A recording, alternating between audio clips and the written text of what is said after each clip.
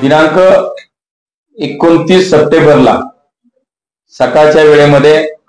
साधारणतः 12च्या आसपास देशाचे प्रधानमंत्री आदरणीय नरेंद्रजी मोदी यांच्या शुभ हस्ते व्हर्च्युअली ऑनलाईन पद्धतीनं पुण्याच्या शिवाजीनगर न्यायालय ते स्वारगेट या भुयारी मेट्रो मार्गाचं उद्घाटन आणि स्वारगेट ते कात्रज या प्रस्तावित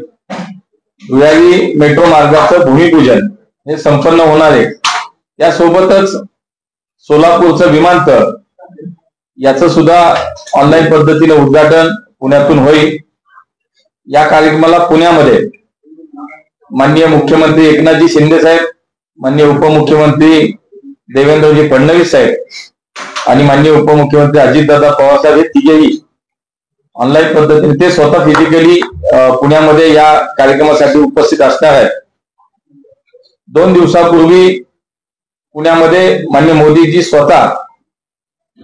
इथे येऊन मेट्रोचा प्रवास करून याचं उद्घाटन करणार होते, पण सातत्याने गेले 8 दिवस पुण्यामध्ये होत असलेला पाऊस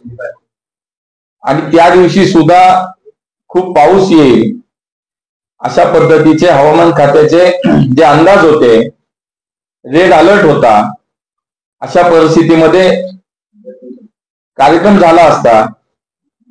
तर पाऊस वाहतुकीचा प्रश्न हा वाढला असता आणि पुन्हा रस्ते बंद करणं, सुरक्षेच्या कारणास्तव वाहतुकीत बदल करणं, नागरिकांनाही त्रास झाला असता आणि म्हणून नागरिकांसाठी होत असलेल्या चांगल्या प्रकल्पाचं लोकार्पण होत असताना नागरिकांना त्रास होऊ नये आणि म्हणून प्रत्यक्ष न येता ऑनलाईन पद्धतीनं आता तो कार्यक्रम करावा असं प्रधानमंत्र्यांच्या कार्यालयाने आणि स्वतः प्रधानमंत्र्यांनी त्याचा विचार केला।